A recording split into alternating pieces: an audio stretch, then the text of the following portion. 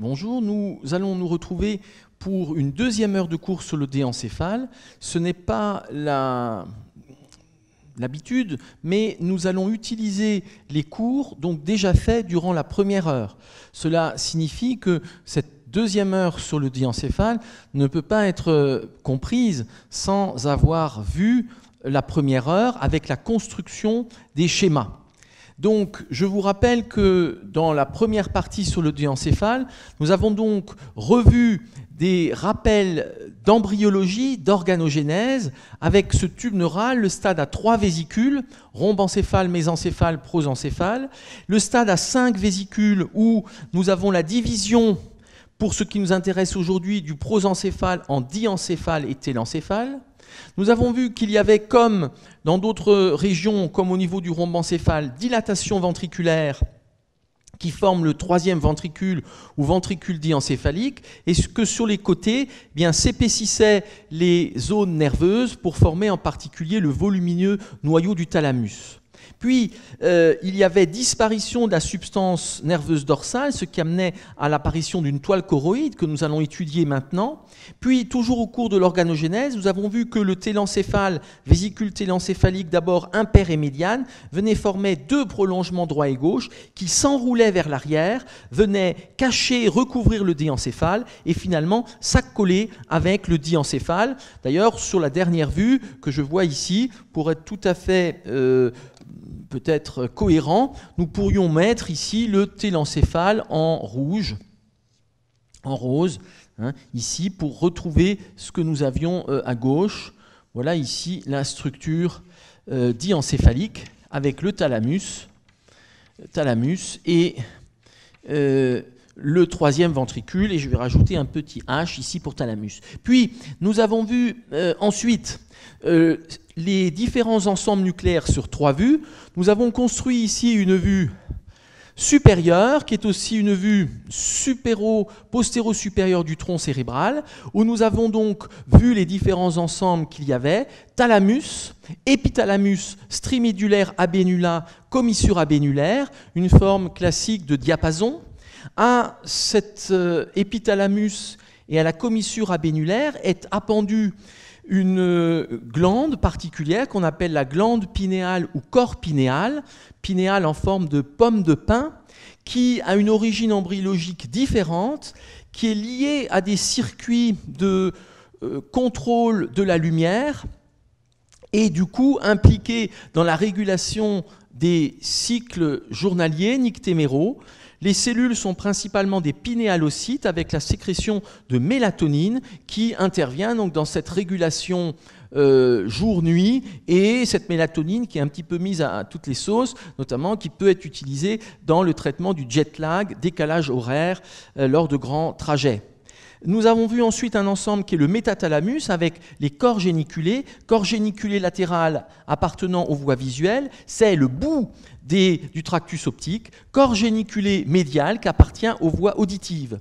Ces corps géniculés du métathalamus sont en connexion avec le mésencéphale par les bras du colliculus supérieur, bras du colliculus inférieur, et donc cet ensemble visuel, colliculus supérieur, bras du colliculus supérieur, corps géniculé latéral, et cet ensemble auditif, colliculus inférieur, bras du colliculus inférieur et corps géniculé médial. Nous pouvons éventuellement peut-être compléter juste de façon très légère ici les éléments avec le corps géniculé latéral du côté opposé, le corps géniculé médial du côté opposé et ses bras du colliculus supérieur, bras du colliculus inférieur, ce qui nous montre ici cette partie postérieure du tronc cérébral, et en l'occurrence, c'est ici le mésencéphale. Puis nous trouverons les pédoncules cérébelleux supérieurs qui sont réunis par le voile médulaire supérieur, comme nous l'avons vu, ici l'aire prétectale. L'ensemble vient former donc la lame tectale qui est le toit donc postérieur, dorsal, du mésencéphale. Nous avons construit ensuite une coupe sagittale médiane, donc qui passe ici au milieu entre les deux thalamus, que nous allons voir donc, on va voir le thalamus droit par sa face médiale, nous allons voir l'épithalamus trimédulaire abénula par sa face médiale, nous coupons ici la commissure interabénulaire, nous coupons le corps pinéal, puis nous passons ici par la lame tectale avec colliculus supérieur, colliculus inférieur, et en dessous ici, nous sommes sur le voile médulaire supérieur que nous avions vu sur des coupes. Donc sur cette coupe ici sagittale, nous voyons ce thalamus ovoïde à grand axe qui était dirigé ici vers l'avant et le dedans. Le pôle postérieur qui est renflé, qu'on appelle le pulvinar, qui vient surplomber la lame tectale. Nous voyons à peu près à mi-hauteur sur la face médiale l'épithalamus, strimédulaire abénula, commissure abénulaire. Et en arrière, nous voyons ici le corps pinéal, donc, qui est rattaché secondairement par l'embryogénèse. Puis nous trouvons en dessous la lame tectale avec un épaississement qui est la commissure postérieure, on va en redire un mot, puis c'est la lame tectale proprement dite avec le colliculus supérieur, le colliculus inférieur qui est sur le côté, puis ici le voile médulaire supérieur, puis nous serions sur le cervelet et donc le vermis ici. Nous avons sous le thalamus, eh bien, une région ici qui va être l'hypothalamus que nous voyons. Cet hypothalamus sera visible sous le, je vais me mettre en estompé, visible sous le thalamus ici, et a une forme, vous le voyez, sur une vue de profil, une forme triangulaire. Cet hypothalamus, globalement, a une forme avec une grande base antérieure qui correspond à la lame terminale, puis un plancher qui remonte, et puis ici un toit qui correspond à la strie médulaire, comme on le reverra. Et pour l'hypothalamus proprement dit, nous avons ici le sillon hypothalamique, la lame terminale et le plancher qui remonte. Nous avons en avant la partie terminale ici qui est très fine, qu'on appelle la lame terminale. Cette lame terminale, si on regarde l'embryologie, c'est la paroi toute antérieure du tube neural, on peut aller le revoir sur le tableau ici. La lame terminale, c'est ici, cette partie impaire et médiane de la vésicule télencéphalique qui subsiste. Donc, quand on regarde cette coupe, on a l'impression qu'ici on est dans du diencéphale. C'est vrai, c'est l'hypothalamus ici, mais strictement la lame terminale, d'un point de vue embryologique, c'est le vestige impair et médian du télencéphale à ce niveau de la vésicule télencéphalique. Puis, nous trouvons en dessous le chiasma optique. Chiasma optique, on en redira un mot dans un instant. Chiasma optique, donc croisement des deux nerfs. Puis nous sommes là sur la fosse interpédonculaire, comme on va le revoir, avec le plancher du ventricule. C'est cette fosse interpédonculaire, sillon ponto-mésencéphalique, le pont que nous connaissons. Et voilà ces éléments sur cette coupe sagittale médiane. Puis, nous avons fait ici une coupe frontale. Sur cette coupe frontale, nous avons donc la coupe des thalamus, avec une face qui est légèrement inclinée vers le bas et le dedans. Sur la face médiale, à peu près à mi-hauteur, l'épithalamus, strie médulaire, puis abénula. Et dessous, nous avons deux régions. L'hypothalamus, qui est inférieur et médian, avec trois couches cellulaires, on va en redire un mot. Jonction entre l'hypothalamus droit et l'hypothalamus gauche. Et sous le thalamus, nous avons ici le subthalamus, région subthalamique. On parle aussi parfois de thalamus ventral. Ceci, en superficie, nous sommes là sur la fosse interpédonculaire, ici sur le pédoncule cérébral, j'y reviendrai. Et je vous rappelle que nous avons vu que le thalamus, qui donne l'impression d'être un gros noyau ovoïde avec 40 mm de longueur, 40 mm oui, de grand axe, est en fait subdivisé par une lame médulaire médiale et une lame médulaire latérale plus fine en un grand ensemble de noyaux dont beaucoup ne sont pas encore parfaitement connus d'un point de vue fonctionnel, avec des projections vers le cortex, vers le tronc cérébral, et les plus importants sont ceux qui sont sur les voies motrices et sensitives, VM, VP, et dans VP, on distingue VPL, le ventral postéro-latéral et ventral postéro-médial, VPL, VPM. Voilà où nous en étions. Nous allons reprendre juste quelques éléments pour compléter ces dessins et passer à la suite du diencéphale. Donc, nous allons reprendre juste au fur et à mesure, voir s'il nous manque des éléments. Donc ici, nous avons l'ensemble et nous pouvons trouver cela qui est enfoui, on l'a dit, dans le télencéphale par dissection. C'est-à-dire que quand on grignote le pourtour télencéphalique, on peut arriver exactement à cette préparation-là sur la surface du thalamus qui est en fait accolée. Et vous le verrez en travaux pratiques, c'est une préparation très classique que d'avoir cette préparation-là. Ça demande du travail de dissection dans la structure nerveuse. C'est un peu comme de la sculpture. Ici, qu'est-ce que je voulais rajouter ?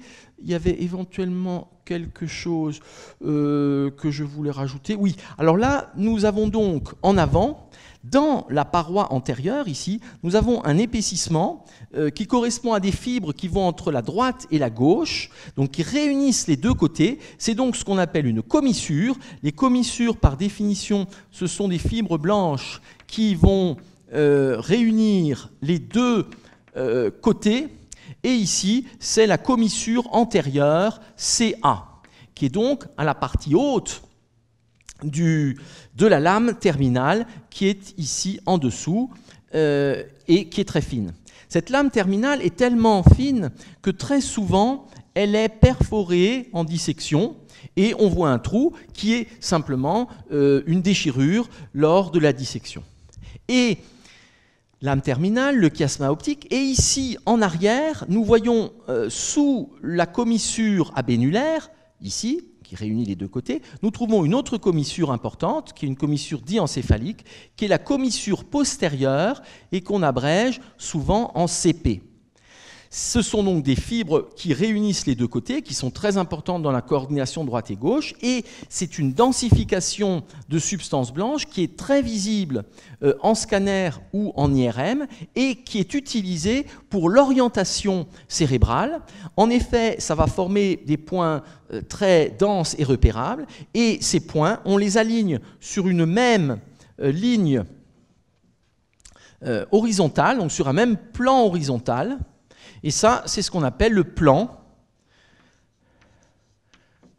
bicommissural ou plan CA-CP. Et ce plan CA-CP est le plan horizontal de référence pour le système nerveux central. C'est ce que, d'ailleurs, comme ça qu'on l'a orienté. Effectivement, quand on fait des coupes, il faut les orienter pour qu'elles soient reproductibles en imagerie. Il y a plusieurs plans possibles. Un plan très connu est le plan orbitoméatal, qui est un plan qui est facile à repérer, notamment en scanner, qui est un plan osseux, mais qui a une certaine inclinaison par rapport à l'axe, par exemple, du diencéphale. Et en fait, on s'est rendu compte que le plan le plus adapté était ce plan CACP, ce plan bicommissural. Donc on repère ces deux commissures, on trace le plan et à partir de là, on fait la succession de coupes horizontales. Les coupes frontales sont définies comme étant perpendiculaires à ce plan CACP et il n'y a pas de problème pour le plan bien sûr sagittal. Là on sait toujours c'est le plan de symétrie du corps. Donc ça, plan CACP égale plan bicommissural. Donc ceci est important. Il y a d'autres plans d'orientation spécifiques. Il y a notamment un plan qu'on appelle le plan neuro-oculaire. Plan neuro-oculaire décrit par Cabanis, ou là, qui sera utilisé pour l'étude des voies visuelles, mais pas pour l'ensemble du cerveau. Et puis, il y a encore un autre plan, qui est le plan vestibulaire, décrit par Delattre et Fenard, qui correspond au plan du conduit semi-circulaire horizontal, et qui n'est pas utilisé en imagerie, qui a un intérêt surtout évolutif. Donc, plan CACP, commissure antérieure, commissure postérieure, qui sont visibles sur cette coupe sagittale, que l'on fait de repérage en scanner ou en IRM, et très important, toutes les coupes horizontales seront parallèles. Je voulais éventuellement encore rajouter quelque chose là-dessus, non. Donc ici, nous allons revenir sur la dernière vue, je vais prendre les couleurs, et ici, nous sommes donc sur cette coupe frontale. Et ce qui est complexe ici, c'est qu'il y a une transition progressive entre ce qui est mésencéphalique et ce qui est diencéphalique. Donc, nous avons vu ici le thalamus, hypothalamus, subthalamus. Le subthalamus est sous le thalamus et en profondeur du pédoncule cérébral. C'est-à-dire qu'ici, en surface, c'est le pédoncule. Et globalement, on peut représenter ici des traits. Nous sommes là sur la fosse interpédonculaire, ou losange optopédonculaire, fosse interpédonculaire, et sur le côté, donc là nous sommes sur effectivement du diencéphale, l'hypothalamus, et sur le côté, nous sommes là sur le pédoncule cérébral, c'est-à-dire nous sommes là sur du mésencéphale. Ceci signifie ce que je vous avais dit déjà, c'est que quand on fait une coupe sagittale, eh bien, la coupe sagittale ne passe pas dans le mésencéphale, la coupe sagittale passe dans le diencéphale et plus précisément ici dans l'hypothalamus.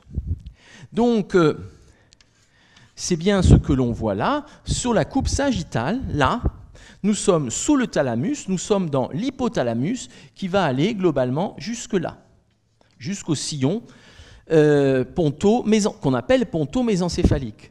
Donc tout ça, c'est de l'hypothalamus. Et la paroi de l'hypothalamus est là le plancher. On peut faire ici un petit rappel de jonction avec la vue inférieure que nous avions faite du tronc cérébral en petit. Nous allons ici avoir donc le sillon bulbo-pontique. Nous avons ici la moelle allongée ou bulbe, la fissure médiane antérieure, ici le foramen cecum, le sillon antérolatéral, puis nous avons l'olive, la décussation des pyramides avec des fibres que l'on voit se croiser, puis nous avons ici le sillon ponto-mésencéphalique, c'est la jonction avec les pédoncules cérébelleux moyens, ici le sillon basilaire et les pyramides pontiques, sachant que ce sont essentiellement là des fibres transversales en pont qui ensuite vont partir vers l'arrière, vers le cervelet. Et puis au-dessus, nous avons ici l'écartement des pédoncules cérébraux qui viennent donc s'écarter vers l'avant et le dehors et dont la limite antérieure va être ici la région des voies optiques, c'est-à-dire tractus optique, chiasma optique, nerf optique. Voilà ici cette région optique. Et sur le côté, nous avons donc là les pédoncules cérébraux qui s'écartent. Ce sont des fibres qui viennent de la moelle allongée et de la moelle spinale. Ce sont là des fibres à nouveau longitudinales, transversales, verticales. Donc ça, ces pédoncules cérébraux, c'est bien du mésencéphale. Et dans l'écartement, nous avons une région qui est donc le losange optopédonculaire que nous voyons ici, ou fosse interpédonculaire, que nous voyons ici. Et cette région, c'est la partie visible inférieure du diencéphale que nous avons évoqué tout à l'heure en embryologie en montrant que le reste était caché, enfoui. Et dans cette région, c'est donc la face inférieure de l'hypothalamus qui apparaît à la surface. Nous trouvons les corps mammillaires et nous trouvons le tubaire en forme d'entonnoir et la tige de l'hypophyse. Et ce sont les substances perforées latérales et postérieures que nous avions évoquées. Et donc là, nous sommes bien dans cette fosse interpédonculaire qui appartient au diencéphale, alors que sur les côtés, les pédoncules cérébraux, eux, appartiennent au mésencéphale. Donc, ceci, premier élément. En profondeur des pédoncules cérébraux, ici, dans le mésencéphale, il y a deux noyaux importants dont on reparlera dans le cours sur les voies motrices, deux noyaux importants qui sont en profondeur, donc mésencéphalique en profondeur du du pédoncule cérébral, c'est d'une part ici la substance noire, substantia nigra, anciennement locus niger, substance noire, substantia nigra, qui est un noyau mésencéphalique, et nous avons aussi le noyau rouge, nucleus ruber. Donc plus on va vers l'arrière, plus on va vers ce qui est caudal, plus on va être sur la substance noire, plus on est en avant, moins on en aura. Ça veut dire que sur ces coupes frontales, suivant le niveau, on va avoir ici du diencéphale, le subthalamus, mais en profondeur du tronc cérébral, nous sommes là sur du mésencéphale. Et donc, il ne faut pas être surpris sur une même coupe de pouvoir trouver à la fois du mésencéphale et à la fois du diencéphale sur une même coupe frontale. Et donc, cet écartement du mésencéphale ici que nous voyons. Donc, quelles sont les régions visibles du diencéphale? Nous voyons dans le diencéphale uniquement chez l'adulte, suite à ces accolements qu'on a évoqués en embryologie, nous voyons uniquement la fosse interpédonculaire dans laquelle nous voyons les deux corps mammillaires et le tubaire de la tige de l'hypophyse. Et autre région où l'on voit le diencéphale chez l'adulte, où on peut le voir de l'extérieur, sinon c'est accolé, c'est le pulvinar que l'on voit. Donc le pulvinar on voit les corps géniculés et la bénula au-dessus du cervelet. Tout le reste est accolé, comme nous le verrons dans les prochains cours sur le cerveau. Nous pouvons ici encore mettre quelques éléments sur cette coupe sagittale. Nous sommes bien là sur le plancher, sur cette région de la fosse interpédonculaire que nous venons de voir. Éventuellement, on peut rappeler que ici, sur les côtés, nous aurions le cervelet. Donc, nous mettons ici juste les contours et la tonsille qui vient border ici le tronc cérébral.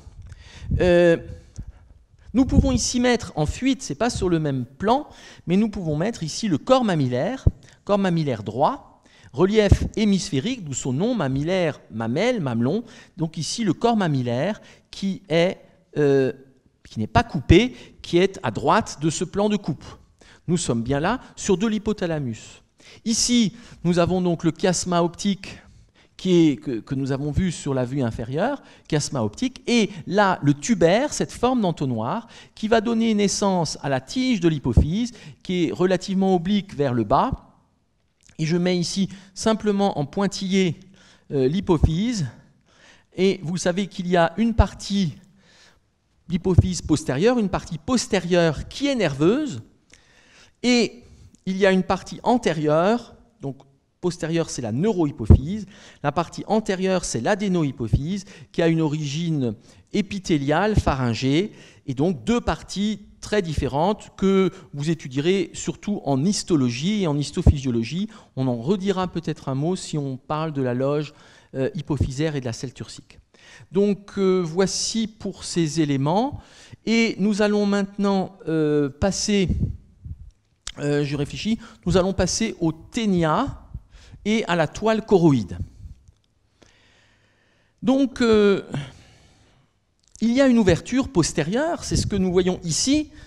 Le ventricule grandit, ventricule diencéphalique ou troisième ventricule, amincissement puis disparition de la substance nerveuse. Et donc, il y a, comme pour le quatrième ventricule, pour le tronc cérébral, il y a ici accolement de deux membranes, c'est épendymhe épimère, c'est la toile choroïde qui est très fine, c'est comme du papier à cigarette et transparent, et qui va être tendu dans le cadre de l'ouverture.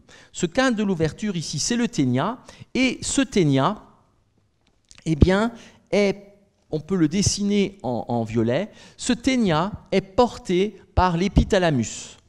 Ce qui fait que le ténia, ici, si je le mettais, alors on voit peut-être pas bien, mais au moins je le décris, et on peut ici représenter ce trait qui est le bord de l'ouverture nerveuse.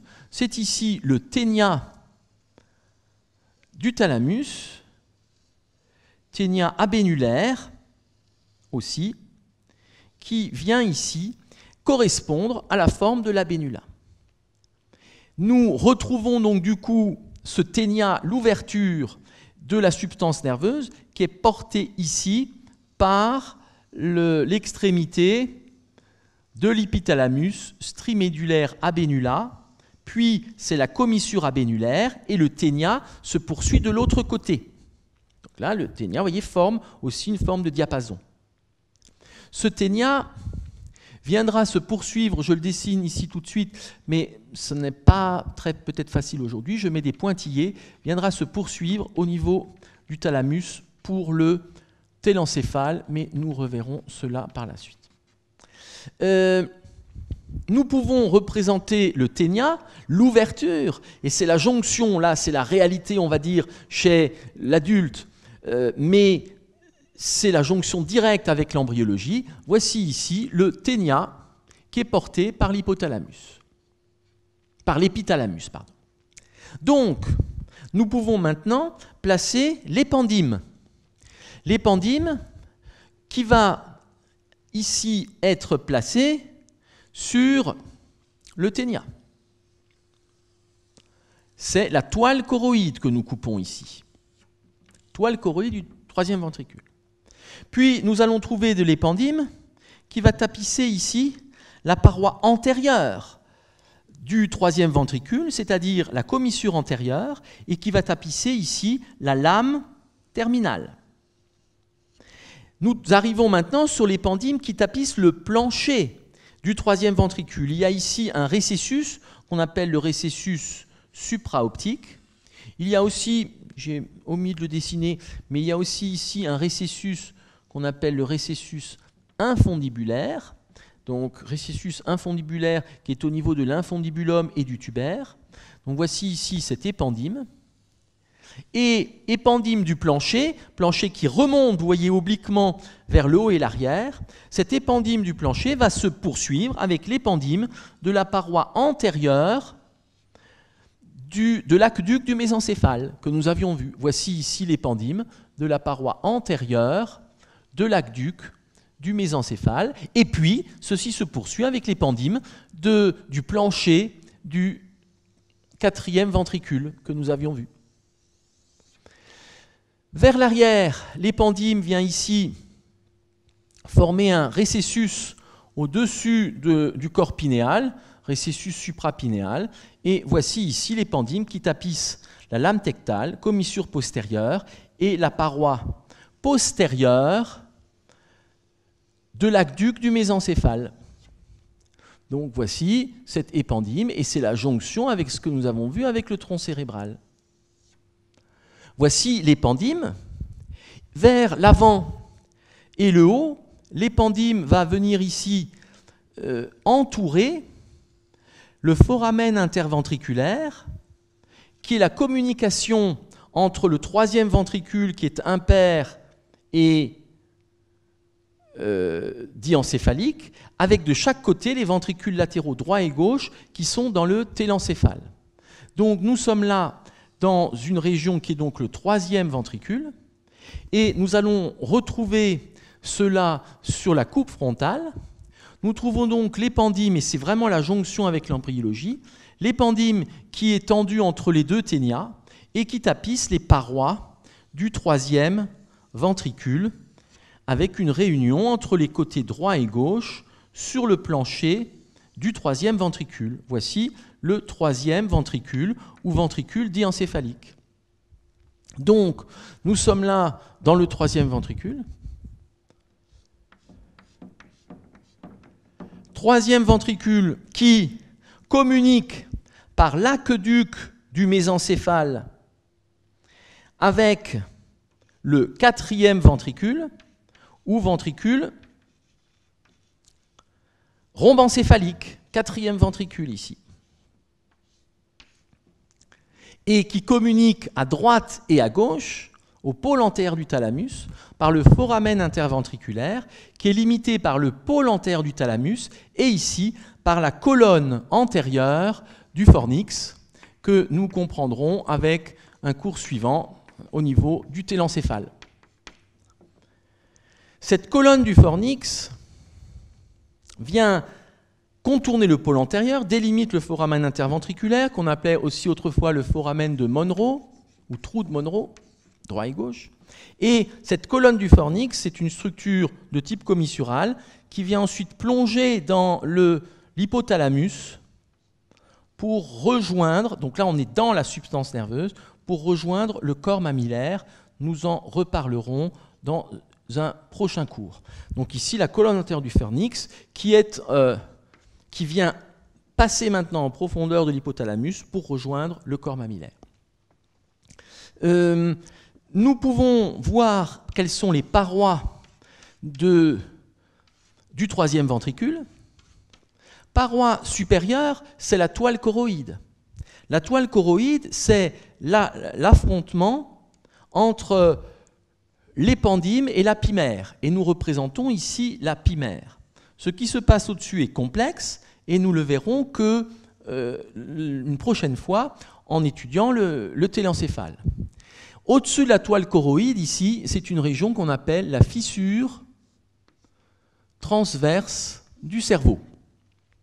Et donc, toile choroïde très fine, qui est translucide et qui présente des plexus choroïdes qui pendent ici vers la cavité ventriculaire, qui sont très richement vascularisés.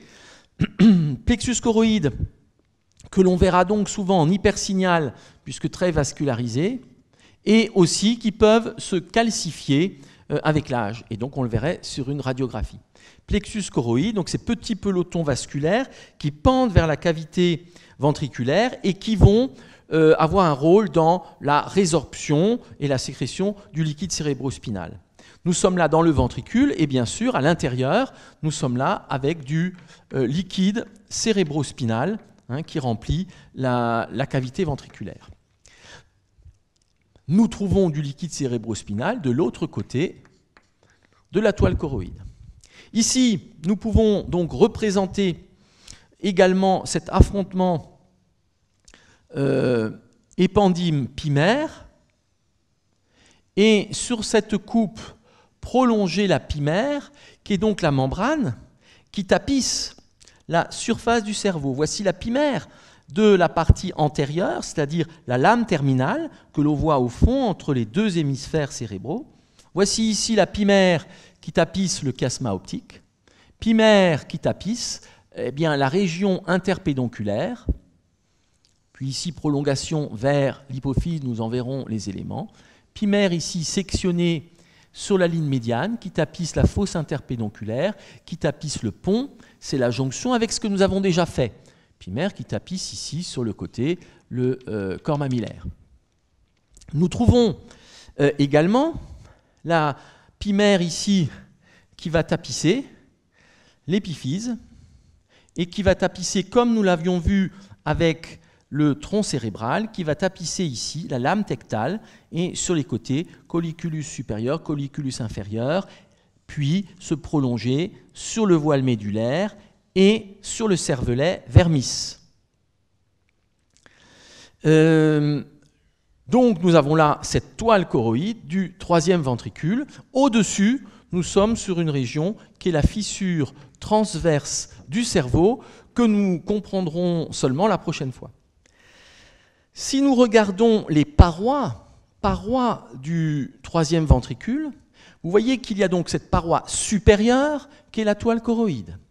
Toile choroïde qui est tendue entre les deux ténias, droit et gauche, et nous voyons donc sur cette vue, cette toile choroïde ici, qui est tendue entre les deux ténias portés par la bénula et la strie médulaire, épithalamus. C'est la toile choroïde du troisième ventricule, que nous voyons ici par sa face supérieure, c'est-à-dire par le côté tapissé de pimère, et c'est pour ça que je mets cette toile en orange. Nous sommes là sur la face supérieure, et donc au niveau de la fissure transverse du cerveau que j'ai évoquée. Et il y a un petit prolongement, comme on l'a dit, supra, ici pinéal. Voici la toile choroïde du troisième ventricule. Je vous ai dit qu'on a écarté les éléments. C'est en fait presque encore plus serré que ça. C'est vraiment très étroit et très allongé et une forme ici de classique de diapason. Nous voyons à travers cette toile choroïde qui est très fine, transparente, accolement épendympimaire, nous voyons les plexus choroïdes qui forment deux pelotons vasculaires, capillaires, allongés et qui pendent de l'autre côté, en dessous, vers la cavité. Voilà pour ces éléments, donc paroi supérieure. Paroi inférieure. La paroi inférieure, c'est le plancher du troisième ventricule. Ce plancher, c'est la jonction entre l'hypothalamus droit et l'hypothalamus gauche. Ce plancher, en surface, ça correspond au losange optopédonculaire, corps mammillaire, tubaire, tige de l'hypophyse. Puis nous trouvons une paroi antérieure qui est très haute, c'est cette forme un peu triangulaire que j'ai évoquée, et sur cette paroi antérieure, c'est commissure antérieure, lame terminale, en bas le chiasma. La paroi postérieure est beaucoup moins haute, correspond à l'épiphyse, à la commissure postérieure et à l'orifice, à l'ouverture de l'aqueduc du mésencéphale. Puis enfin, nous trouvons paroi latérale droite et paroi latérale gauche. Eh bien, cette paroi latérale a deux moitiés. La moitié supérieure, schématiquement, la moitié supérieure, c'est du thalamus. Plus précisément, c'est la moitié inférieure de la face médiale du thalamus. Deuxième partie de la face latérale, c'est l'hypothalamus qui a une forme globalement triangulaire avec une base antérieure et ça s'effile progressivement vers l'arrière. C'est ce que nous retrouvons ici sur la face latérale, moitié supérieure le thalamus, plus précisément moitié inférieure de la face médiale du thalamus, puis sous le sillon hypothalamique, c'est ici, eh bien, l'hypothalamus. Voilà pour ces éléments. Nous allons encore évoquer quelques petits points. Nous allons évoquer le fait qu'il existe des organes circumventriculaires. Je vous rappelle que nous avons vu un organe circumventriculaire au niveau du quatrième ventricule, ou ventricule rhombencéphalique. Cet organe circumventriculaire était l'area postrema. Je vous ai dit qu'au niveau de ces organes qui sont très petits, à peu près la taille d'une tête d'épingle, qui sont constants à travers les espèces, il y a une absence de barrière hémato-encéphalique, hémato-méningée, et une très grande richesse de capillaires, à peu près 50 fois plus qu'ailleurs, et donc ça apparaît comme un petit point rouge. Ces organes circumventriculaires, il y en a un donc au niveau du quatrième ventricule, mais ils sont surtout concentrés au niveau du troisième ventricule ou ventricule diencéphalique. Il y en a un, tout d'abord, qui est impair et médian et qui est situé au niveau de la lame terminale. Je le mets en rouge puisque c'est quelque chose d'extrêmement vascularisé et c'est ce qu'on appelle l'organe vasculaire de la lame terminale. Organe vasculaire de la lame terminale qui est abrégé en OVLT. Organe vasculaire de la lame terminale. C'est un organe qui existe chez les reptiles, chez les oiseaux, chez les mammifères, qui a été très étudié. On n'en connaît pas encore précisément toutes les fonctions, mais il y a là des zones chémoréceptrices et des zones régulatrices tout à fait intéressantes. Organe vasculaire de la lame terminale, donc organe circumventriculaire. Un autre organe circumventriculaire, droit et gauche, est placé sous la colonne antérieure, sous la colonne du fornix. Sous la colonne du fornix, le fornix est une commissure, et donc nous trouvons ici cet organe circumventriculaire qu'on appelle l'organe subfornical, sous le fornix, organe ici subfornical, OSF, organe subfornical. Organe subfornical, droit et gauche. Puis nous trouvons un autre organe circumventriculaire qui est l'organe subcommissural, qui est placé sous la commissure postérieure. Voici ici l'organe subcommissural, qui est donc un des organes circumventriculaires, organe subcommissural. Et enfin, où est-ce qu'il y a un très bel organe circumventriculaire et qui est aussi un modèle, eh bien, c'est dans la neurohypophyse. Dans la neurohypophyse, que vous avez vu ou que vous verrez en histologie, en histophysiologie, en neurophysiologie, eh bien, à ce niveau, il y a eh bien, tout un système de jonction de capillaires sans barrière. C'est justement ce qui permet le passage des hormones de la neurohypophyse vers la circulation. Et nous sommes là dans des réseaux tout à fait intéressants et étudiés de longue date. C'est ici donc la neurohypophyse. La neurohypophyse est, disons, peut être considérée exactement sur le modèle d'un organe circumventriculaire. On est bien là autour du ventricule et on a la possibilité de sécrétion dans la circulation générale de substances hormonales et inversement, on peut capter, on peut avoir des récepteurs sur ce qui est circulant. Ceci m'amène à redire juste quelques mots aussi sur l'hypothalamus. Hypothalamus qui est une région extrêmement réduite, puisque nous sommes là, vous voyez, à des lames qui sont très fines. Le thalamus, c'est à peu près 4 cm de longueur, 2 cm de hauteur.